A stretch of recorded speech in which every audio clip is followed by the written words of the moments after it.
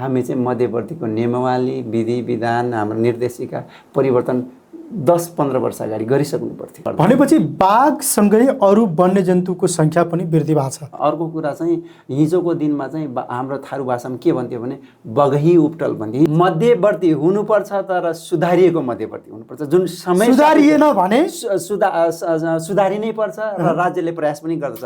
र सुधार्यो भने हामीले चाहिँ मैले अघि पनि भने वातावरण मैत्री पनि होस्, विकास मैत्री पनि होस्, जनता मैत्री पनि होस्, जैविक विविधता मैत्री पनि होस्।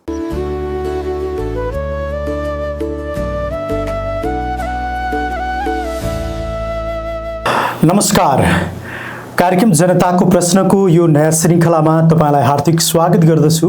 म हुँ अर्जुन सापकोटा। आजको जनताको प्रश्नमा हामी विशेष गरी वन, वातावरण, वन्यजन्तु र पर्यावरणको विषयमा केन्द्रित रहनेछौँ। र आज हाम्रो कार्यक्रममा हुनुहुन्छ संरक्षणकर्मी जसले लामो समयदेखि वन, वातावरण त्यसै गरी वन्यजन्तु संरक्षणमा आफ्नो समय व्यतीत गर्नुभएको छ। झन्डै 33 वर्षदेखि यो क्षेत्रमा कार्यरत हुनुहुन्छ। हामीसँग डिबी चौधरी हुनुहुन्छ। आउनुहोस् उहाँलाई स्वागत गरौँ। डिबीजी, कार्यक्रम जनताको प्रश्नमा हार्दिक स्वागत छ। हजुर, धन्यवाद। भर्खरै बाघ दिवस नेपालमा मनाइयो, सङ्ख्या बढ्यो, खुसी हुनुहुन्छ? अब स्वाभाविक रूपमा जुन चाहिँ हामी प्रकृति बुझ्ने मानिसहरू चाहिँ हामी जुन चाहिँ वन्यजन्तु अथवा वन, पर्यावरण राम्रो हुने बित्तिकै जुन चाहिँ हामीले बुझेको छौँ ती वन वन्यजन्तु बिना हामी रहन सक्दैनौँ। र स्वाभाविक रूपमा चाहिँ अलिकति रिभाइभ हुनु चाहिँ हाम्रो लागि गौरवको कुरो हो। तर चाहिँ यसमा चाहिँ स्वाभाविक रूपमा चाहिँ जुन चाहिँ सङ्ख्या बढ्यो भन्ने कुरा छ, यो सङ्ख्या वास्तवमै विगतको सङ्ख्यालाई हेर्नुहुन्छ भने बढेको चाहिँ होइन, यो चाहिँ रिभाइभ हुँदै हो। यो चाहिँ फेरि पुनः चाहिँ अब हामीले चाहिँ जुन चाहिँ वनमा हुने चाहिँ हिजो चाहिँ वनमा अतिक्रमण थियो, त्यसो पोचिङहरू थियो हैन, विभिन्न किसिमको समस्या थियो। आज चाहिँ सबैजना सरकारी निकाय र सबै सरोकारवाला निकाय हामी जनता र विभिन्न निकायहरू मिलेर आज चाहिँ त्यसलाई कन्ट्रोल गर्ने सफल भएको छ, जसको फलस्वरूप बढेको हो। अब हामी चाहिँ स्वाभाविक रूपमा चाहिँ हामी सिङ्गो सबै मानव जातिहरू चाहिँ अब यो प्रकृति बाघ मात्रै यतिकै बढेको होइन, प्रकृतिमा चाहिँ हुने जुन किसिमको वातावरण हुनुपर्ने हो हामी सबैजना मिलेर जोगाएर आज चाहिँ बाघको सङ्ख्या चाहिँ बढेको हो। जुन चाहिँ बाघको बस्ने घर र तिनीहरू चाहिँ लाई जुन चाहिँ आहार चाहिन्छ त्यो आहार नबढिकन बाघको सङ्ख्या चाहिँ बढ्छ। भनेपछि बाघसँगै अरू वन्यजन्तुको सङ्ख्या पनि वृद्धि भएको छ? हजुर, त्यो बिना चाहिँ बाघको सङ्ख्या चाहिँ बढ्न सक्दैन। अरूको सङ्ख्या बढ्दा बाघको सङ्ख्या बढ्छ? हजुर, अब विशेष गरी हामीले चाहिँ आहारा प्रजातिलाई चाहिँ हामी भन्न सकिन्छ। जस्तै आहारा प्रजातिमा बाघ चाहिँ अवसरवादी शिकारी जन्तु हो, जसले चाहिँ ठुलो जनावर जस्तै हामीले 4-5 वर्षको गैँडादेखि लिएर हात्तीको बच्चादेखि लिएर फुली ग्रोन हाम्रो चाहिँ यो हाम्रो के भन्छ गौरी गाईदेखि लिएर सानो हाम्रो चाहिँ यो सर्पदेखि लिएर चराचुरुङ्गी पनि मारेर चाहिँ खाने गर्छ। त्यस कारणले यिनीहरूलाई चाहिँ अवसरवादी शिकारी जनावर भनिन्छ। अवसर पर्यो भने यिनीहरू चाहिँ आफूलाई चाहिँ जुन चाहिँ आहारको रूपमा चाहिँ उनीहरूलाई चाहिँ हुने कुनै पनि जीवजन्तुलाई मारेर खान्छ। अब बाघको सङ्ख्या बढ्यो भन्दा तपाईँ खुसी हुनुभयो, तर नजिकै बसेका, नजिकै जङ्गल नजिकै भएका बस्तीका मान्छेहरू लौ बाघको सङ्ख्या बढी भयो भनेर तर्सिनु पर्ने अवस्था अहिले छ कि छैन?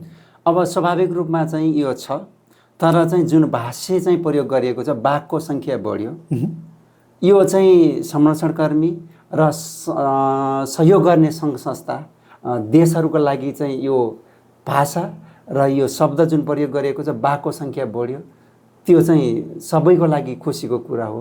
तर स्थानीय जनतालाई चाहिँ किन यो खुसीको कुरा होइन भने बाघप्रतिको धारणा, बाघप्रतिको सोच कति चाहिँ जेन्युन छ, साँचो हो, कति चाहिँ गलत छ।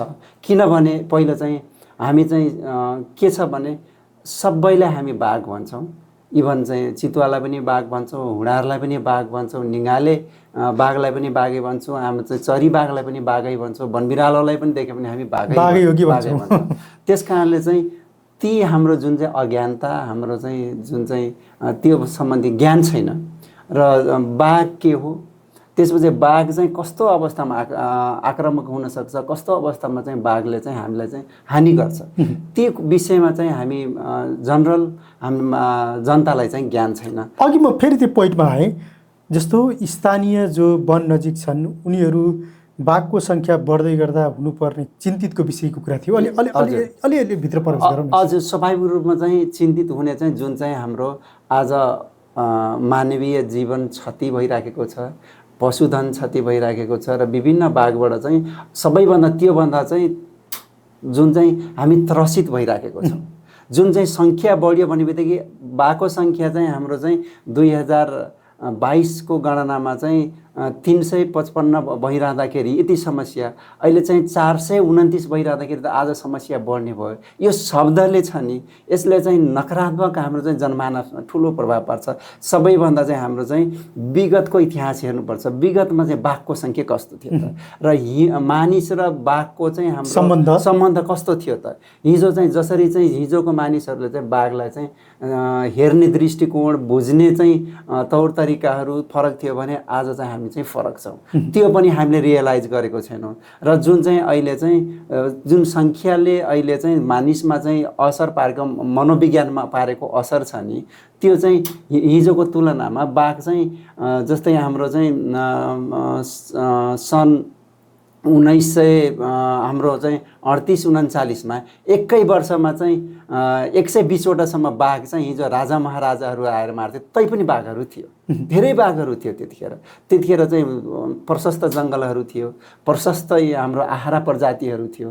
तर आज सबै कुराहरू के भएको छ त, हामी चाहिँ वन पनि हामी विनाश गरेको छौँ, आहारा प्रजातिमा पनि असर पारिराखेका छौँ, तिनीहरूको कोरिडोरमा पनि खण्डीकरण गरिराखेको छौँ। र हाम्रो परिवेशहरू, हाम्रो बाघप्रतिको सिक्नुपर्ने, जान्नुपर्ने, बाघ चाहिँ के हो, आनी बानी के हो, बाघको बेहोरा के हो, बाघ चाहिँ कतिखेर आक्रामक हुनसक्छ, जङ्गल पस्दाखेरि के गर्ने, कतिखेर जाने नजाने, यी सबै कुरा हामी हेरेको छैनौँ। तर के हेरिराखेको छौँ भने बाघ चाहिँ बढ्यो र बाघले चाहिँ अतिक्रमण गर्छ हामीलाई चाहिँ हाम्रो मानव जीवन र पशुधन हाम्रो चाहिँ क्षति गरिदिइराखेको छ। र एक किसिमको त्रास फैलिने चाहिँ जुन चाहिँ सङ्ख्या बढ्यो मात्रै भनिरहँदाखेरि यसले चाहिँ स्वाभाविक रूपमा जनमानसमा पारेको छ। र अर्को कुरा चाहिँ के छ भने बाघले हामी प्रत्यक्ष रूपमा चाहिँ के पायौँ त, बाघ हामी पाल्छौँ, जङ्गल पाल्छौँ, प्रत्यक्ष रूपमा के पायौँ भन्ने मान्छेले चाहिँ स्वाभाविक रूपमा सोच्छ। सबैभन्दा ठुलो चाहिँ मानिसको लागि चाहिँ मेरो जीवन हो, मेरो परिवारको जीवन हो, मानिसको जीवन हो, मेरो पशुधन हो, सबै कुरा हो। तर चाहिँ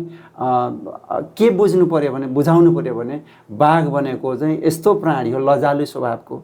बाघ चाहिँ आफ्नै ठाउँमा रहन चाहन्छ, बाघको आफ्नै आनी बानी छ। र बाघको विषयमा हामी चाहिँ बुझ्यौँ भने, जान्यौँ भने र ज्ञान हासिल गऱ्यौँ भने बाघबाट हामी बच्न सकिन्छ। र बाघ चाहिँ वास्तवमै बाघ चाहिँ मानिसलाई चाहिँ मार्ने उद्देश्यले चाहिँ आउँदैन हो। चाहिँ बाघ के जस्तो मान्छेले विशेष गरी मान्छेलाई आक्रमण गर्ने जङ्गली जनावरहरू जस्तो गैँडा, कहिलेकाहीँ हात्तीले आक्रमण गरेका कुरादेखि लिएर त्यसपछि अर्को आक्रमण गर्ने जङ्गली जनावर बाघ।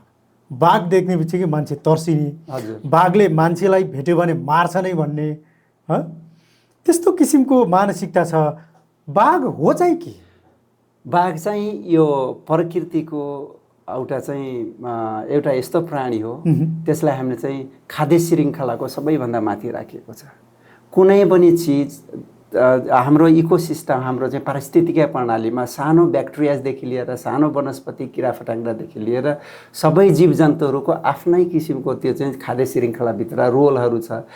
मारेर खाने, गुण बनाउने, प्रजनन गर्ने, त्यस पछाडि चाहिँ कन्ट्रोल, त्यसले चाहिँ इकोसिस्टमभित्र त्यसले चाहिँ आफै कन्ट्रोल गरिराखेको हुन्छ। तर बाघ चाहिँ सबैभन्दा top of the food chain भन्छ, यो खाद्य श्रृङ्खलाको सबैभन्दा माथि छ, सबैलाई यसले कन्ट्रोल गर्छ, ब्यालेन्स गर्छ।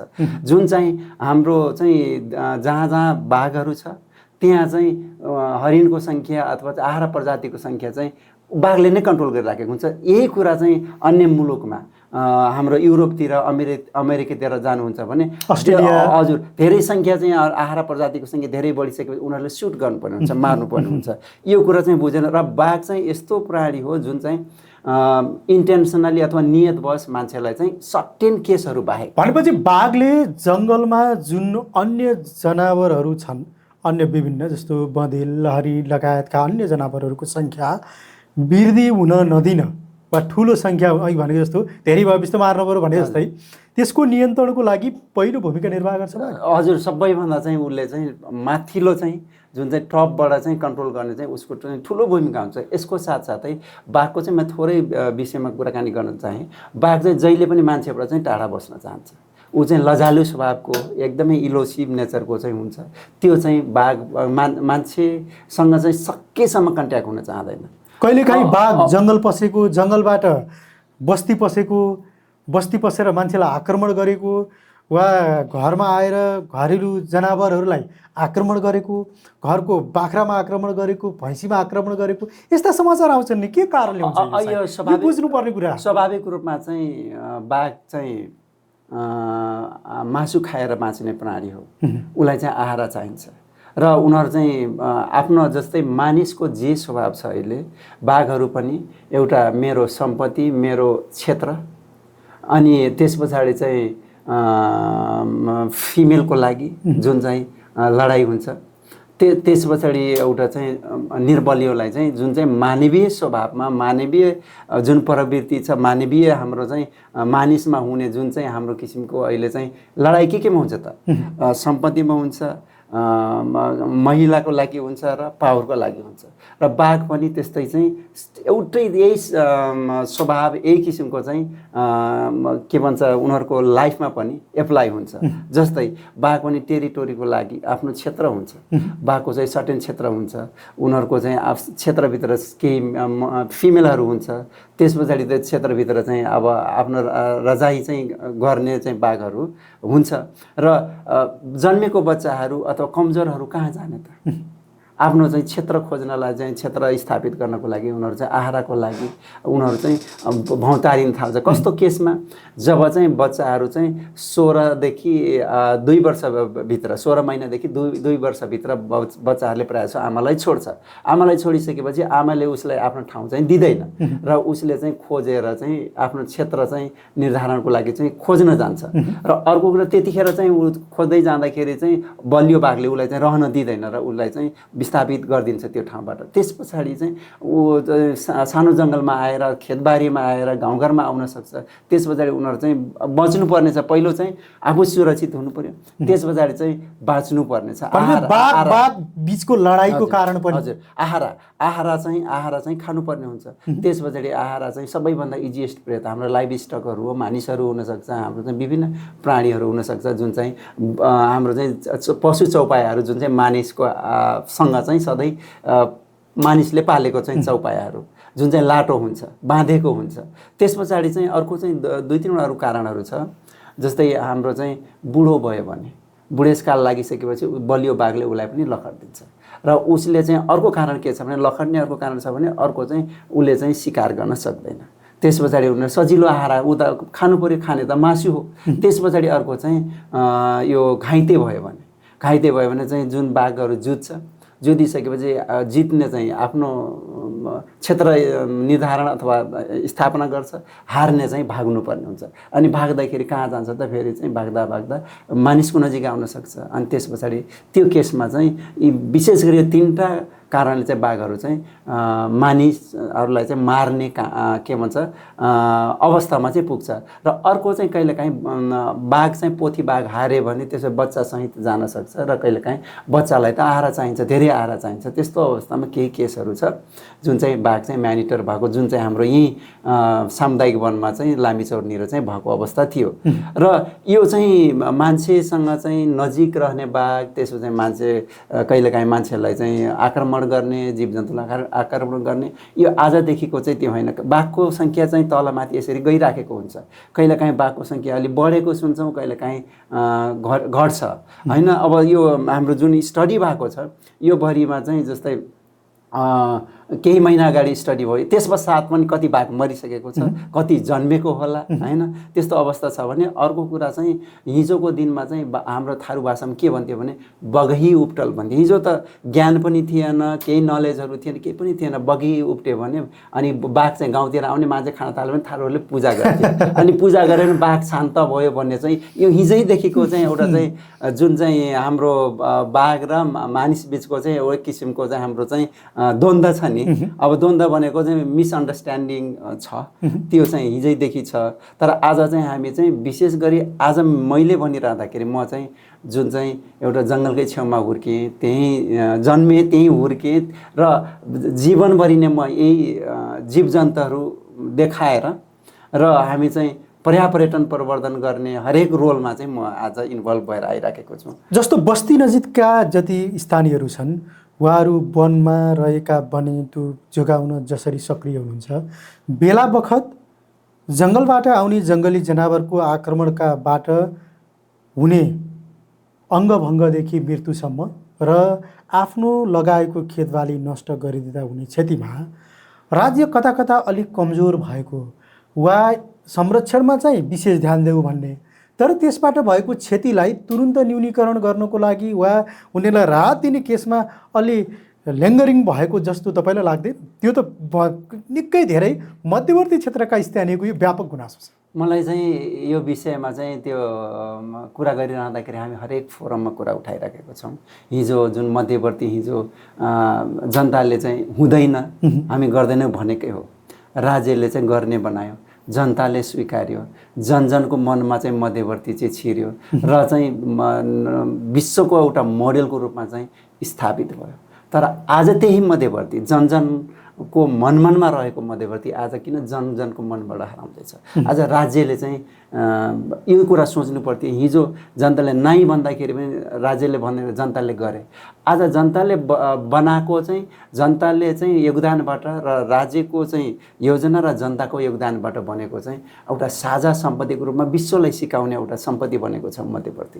तर 52मा बनेको विधि विधान नियमावलीहरू आजसम्म चाहिँ उल्लेखनीय रूपमा चाहिँ परिवर्तन भएको छैन। आज चाहिँ कति वातावरण मैत्री चाहिँ काम भयो भएन, कति चाहिँ जैविक विविधता मैत्री, कति विकास मैत्री, जनता मैत्री कति भयो त, के भयो त? आज चाहिँ प्रत्यक्ष मध्यवर्ती भएकै कारणले पनि मान्छेले कम त दुःख पाइरहेछन्। अब म यसैले चाहिँ अब यसरी प्रश्न पनि गर्न सकिन्छ, जस्तो त्यहाँ सानोतिनो उद्योग खोल्न पनि समस्या, अब केही गर्नलाई फेरि कसरै पुग्नुपर्ने समस्यादेखि लिएर यो त निकै धेरै झन्झट छ नि है। यही विषयमा हो। आज हामी चाहिँ लामो समय प्र्याक्टिस गऱ्यौँ, अब योभन्दा पनि पछि अझै हामी प्र्याक्टिस गरौँ, स्टडी गर्नुपर्छ भन्ने भनियो भने गलत हुनसक्छ। आज हामीले चाहिँ धेरै अगाडि चाहिँ अर्ज भइसक्यो, यदि अर्जेन्ट भइसकेको छ कि हामी चाहिँ मध्यवर्तीको नियमावली, विधि विधान, हाम्रो निर्देशिका परिवर्तन 10-15 वर्ष अगाडि गरिसक्नु पर्थ्यो होइन, जुन आज टटकारो आवश्यकता भइसकेको छ। आज चाहिँ जे आज चाहिँ मध्यवर्तीलाई चाहिँ एज इट इज र अझै परिमार्जन गरेर थप प्रभावकारी, जुन चाहिँ वातावरण संरक्षणको लागि प्रभावकारी होस्, जैव विविधता संरक्षणको लागि प्रभावकारी होस्, विकासको लागि प्रभावकारी होस्, जनता मैत्री होस्, यी कुराहरूलाई मध्यनजर गरेर हामी ब्यालेन्स गरेर एउटालाई जिताएर अर्कोलाई हराउन सक्दैनौँ। हामी सबैलाई जितको स्थितिमा हामी लान सक्यो भने सबैको जित हुन्छ। आज चाहिँ किनभने मध्यवर्तीकै कारणले हामी धेरै कुरा पनि छौँ, भोगेको पनि छौँ, सफरिङ पनि भइराखेको छौँ, पाएका पनि छौँ। तर पाएका कुराहरू कुन कुन राम्रो छ, कति जनताले स्वीकारेछ, सब बुझेको छ कि छैन, र जनताले स्वीकार्न नसक्ने, जनताले पाएका दुःखहरू जुन चाहिँ तपाईँले अघि भन्नुभयो एकदमै जेन्युन कुरा हो। हाम्रो चाहिँ यहाँबाट कसरा जानु भनेको यहाँको मध्यवर्तीको मानिसको लागि एउटा चाहिँ दोकान, एउटा टेलर, एउटा भैँसीको गोठ, म 2-4वटा भैँसी म व्यावसायिक हिसाबले पाल्छु भन्दाखेरि चाहिँ कसरा पुग्नुपर्ने, कसरा जानु भने यहाँको जनताको लागि चाहिँ अन्य कुनै मुलुक जानु चाहिँ काठमाडौँ जानु सजिलो छ, सबै कुरा सजिलो छ, तर कसरा भनेको कहाँ हो? जङ्गलभित्र छ। त्यो जाने बाटो 2-3वटा बसै फेरेर जानुपर्ने हुन्छ, त्रिवेणीदेखि कसरा पुग्नुपर्ने हुन्छ। यस्ता कैयौँ झन्झटिला यी त प्रतिनिधिमूलकहरू छन्। तर यी कुराहरू चाहिँ हामी चाहिँ परिमार्जन गर्दै गयो भने 5 वर्ष अथवा 10 वर्ष हामी परिमार्जन गर्दै गयो भने मध्यवर्तीमा चाहिँ धेरै अवसरहरू छ, सम्भावना छ र फाइदाहरू पनि छ। त्यो भनेको पर्यटनसँग रिलेटेड जे फाइदाहरू छन्, अहिले तपाईँहरूले मजाले मध्यवर्ती क्षेत्रमा होमस्टे चलाइरहनु भएको छ, ठुलो सङ्ख्यामा रेस्टुरेन्टहरू चलिरहेछन्, अब त्यो टाइगर टप्सलाई लिएर धेरै होटलहरू त्यहाँनिर चलिरहेछन् है। अब यो त फाइदा भयो, तर आम मान्छेले सानो सानो केही मान्छेहरूले सानो कामको लागि पनि कसरा पुग्नुपर्ने, केही काम गर्न नपाइने, व्यावसायिक काम गर्न नपाएका कुराहरू त छन् नि त। हजुर, यो विषयमा चाहिँ एकदमै एडभोकेसी राज्य गम्भीर भएन भने यो के हुनसक्छ? अब राज्य गम्भीर भएन भने यो स्वाभाविक रूपमा चाहिँ जनता जनार्दन, सबैभन्दा ठुलो भनेको जनता हो, सबैभन्दा ठुलो चाहिँ मानिसको जीवन हो। त्यस कारणले राज्य चाहिँ सुन्नै पर्छ, यसको विषयमा चाहिँ सोच्नै पर्छ, रिथिङ्क गर्नै पर्छ र यसलाई चाहिँ सुधार्नै पर्छ। यदि सुधारिएन भने भोलि चाहिँ मैले अघि पनि भने जनजनको मनबाट जुन मध्यवर्ती हराइराखेको छ, भोलि चाहिँ एउटा चाहिँ विश्व सामु, एउटा चाहिँ नेपाललाई पहिचान गराउने र विश्वलाई सिकाउने एउटा चाहिँ मध्यवर्तीले जे प्र्याक्टिस गरेको छ, यो हाम्रो नेपालको लागि मात्र होइन, ठुलो विश्वको लागि एसेट्स हो, सम्पत्ति हो। यसलाई चाहिँ कदापि नेपाल सरकारले चाहिँ गुमाउनु हुँदैन र गुमाउन चाहिँ मिल्दैन। र हामी जनताहरू पनि, हामी स्थानीयहरू जो छौँ, हामीलाई चाहिँ त्यही मध्यवर्ती चाहिएको होइन, परिमार्जित मध्यवर्ती चाहिएको छ। त्यसरी गयो भने हामी चाहिँ जितको अवस्थामा गयो, मध्यवर्ती हटाउनु पर्यो। तर मध्यवर्ती हटाइसकेपछि जुन गैर जिम्मेवारी, मैले मध्यवर्ती हटाउनै पर्छ भने चाहिँ अरू सामुदायिक वनहरू जसरी छन् सोही किसिमले हुनुपर्ने वा त्यस्तो माग हो कि अरू केही छ तपाईँ? होइन, मध्यवर्ती हटाएरै चाहिँ हुने चाहिँ नेगेटिभ पोजिटिभ इम्प्याक्टहरू एनालाइसिस आजै हामी गर्नु पर्यो। कुनै पनि चिजहरू जुन चाहिँ नेपालमा अहिले जे छ, हाम्रो चाहिँ कुनै पनि डिसिजन गरिसकेपछि त्यसमा चाहिँ सकारात्मक नकारात्मक रिजल्ट जे आए पनि हामीले जवाबदेहिता छैन, कसैले पनि जवाब दिनु पर्दैन। आज मध्यवर्ती चाहिँ हटाउनै पर्ने कारण के र राख्नै पर्यो भने के चाहिँ सुधार्नुपर्छ, हामी त्यो किसिमले त्यो बिचबाट गयो भने तपाईँ मध्यवर्ती हुनुपर्छ भन्ने पक्षमा हो कि यो मध्यवर्ती हटाउनुपर्छ? मध्यवर्ती हुनुपर्छ, तर सुधारिएको मध्यवर्ती हुनुपर्छ। जुन समय सुधारिएन भने सुधारिनै पर्छ र राज्यले प्रयास पनि गर्दछ। र सुधार्यो भने हामीले चाहिँ मैले अघि पनि भने वातावरण मैत्री पनि होस्, विकास मैत्री पनि होस्, जनता मैत्री पनि होस्, जैविक विविधता मैत्री पनि होस्, होइन? त्यस पछाडि चाहिँ अन्य धेरै कुराहरू छन् त्यसको भित्र, यी भित्र सबै कुराहरू मेरो विचारमा चाहिँ अट्छ। अहिले मध्यवर्तीमा कतिको होटलहरू खुल्दैछन्? अब स्वाभाविक रूपमा चाहिँ होटलहरू खुल्दैछन्, तर होटलै मात्रै खोलेर गर्ने के, मेरो प्रश्न त्यो हो। र पहिलो मेरो प्रश्न के हो भने होटलहरू खुलिराखेको छ, तर होटल चाहिँ कुन निश्चित लक्ष्य उद्देश्य लिएर हाम्रो चाहिँ होटल खोल्नु पर्यो र त्यस पछाडि लक्ष्य उद्देश्य किटान गर्नको लागि हामीसँग चाहिँ ज्ञान के छ?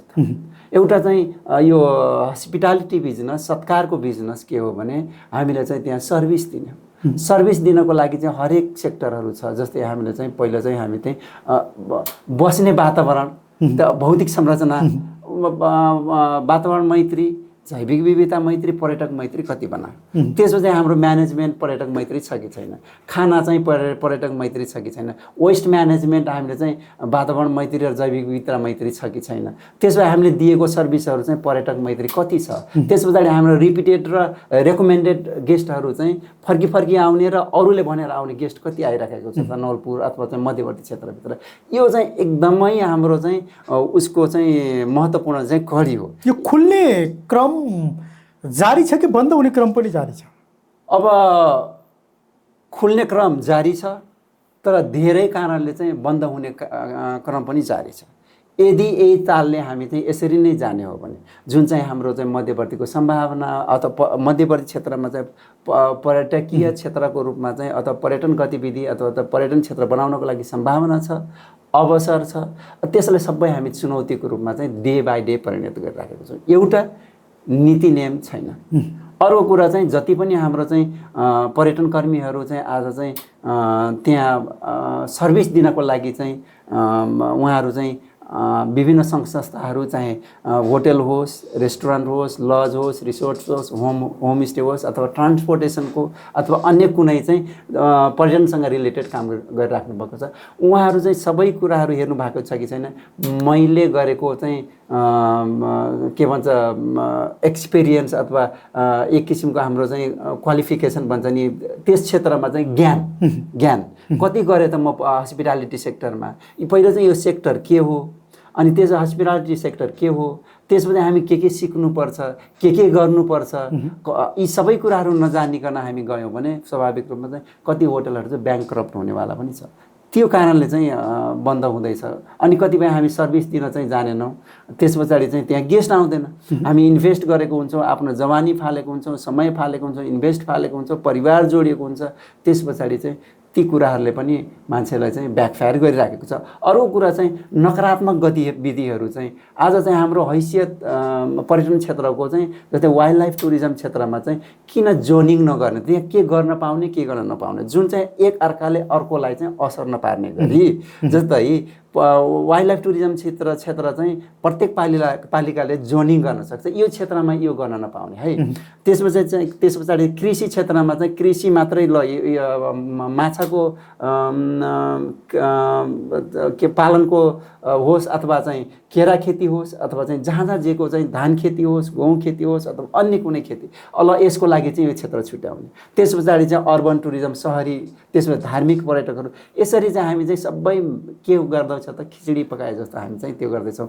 जसरी चाहिँ जुन तपाईँले सोधेको एकदमै जेन्युन छ, बढ्दो क्रममा छ कि घट्दो क्रममा छ, यसरी नै जाने हो भने अब चाहिँ डिक्रिजिङ त्यसमा चाहिँ जान्छ। किनभने हामी डराइराखेको छ, फलाना त डुब्यो, अब त इन्भेस्ट गर्नु हुँदैन। तर के कारणले डुबिराखेको छ, के कारणले डुबाइराखेको छौँ, त्यो हाम्रो चाहिँ सरोकारवाला निकायको कारणले र हामी चाहिँ पर्यटन कर्मीहरू चाहिँ आफू नजानेर, नसिकेर, नबुझेर, नखोजेर, त्यस पछाडि चाहिँ हामीले चाहिँ जुन चाहिँ हाम्रो भूमिका हुनुपर्ने हो, जुन चाहिँ हाम्रो चाहिँ के भन्छ यो पर्यटकीय क्षेत्रमा जुन उद्देश्यले हामी चाहिँ छिरेको हुन्छौँ, त्यो उद्देश्य अनुरूप हामीले चाहिँ लाभांश अथवा चाहिँ सफलता हासिल गरेर पनि स्वाभाविक रूपमा हामीले चाहिँ छोड्नुपर्ने हुन्छ। करिब हामी कार्यक्रमको अन्त्यमा छौँ। अन्तिममा तपाईँ यो क्षेत्रमा प्रकृतिसँग जोडिएको 33 वर्षमा कस्तो लाग्दैछ? सुझाव सल्लाह दिने लिने मात्र नभइकन हामी पनि सरिक हुनुपर्छ यसमा, र हामी चाहिँ सबैजना चाहिँ यो किसिमको भूमिका खेल्न सक्यो भने हाम्रो चाहिँ प्रकृति जोगाउन सक्छौँ, हाम्रो जीवन जोगाउन सक्छौँ, हाम्रो भविष्य जोगाउन सक्छौँ, हाम्रो चाहिँ पर्यटन व्यवसाय जोगाउन सक्छौँ।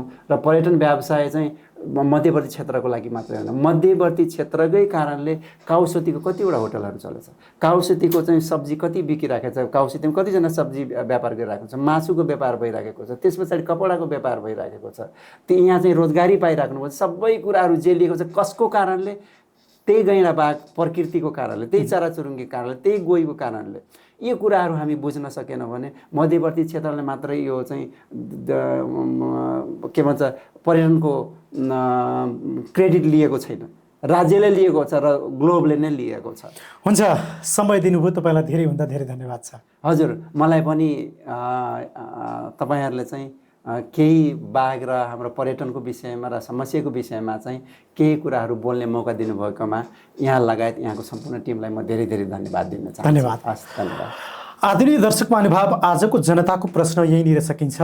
आज हामीले विशेष गरी मध्यवर्ती क्षेत्रमा पर्यटनको सम्भावना र पछिल्लो वर्षमा बाघको सङ्ख्या बढेसँगै वा अन्य जङ्गली जनावरको कारण बस्तीमा हुन सक्ने क्षति, त्यसको न्यूनीकरणको लागि खेल्नुपर्ने भूमिकाको विषयमा आज हामी संरक्षणकर्मी विशेष गरी लामो समयदेखि विगत 33 वर्षदेखि यो क्षेत्रमा क्रियाशील हुनुहुन्छ DB चौधरीसँग कुराकानी गऱ्यौँ। आजको यो श्रृङ्खलाबाट म अर्जुन सापकोटा बिदा हुन्छु। नमस्कार।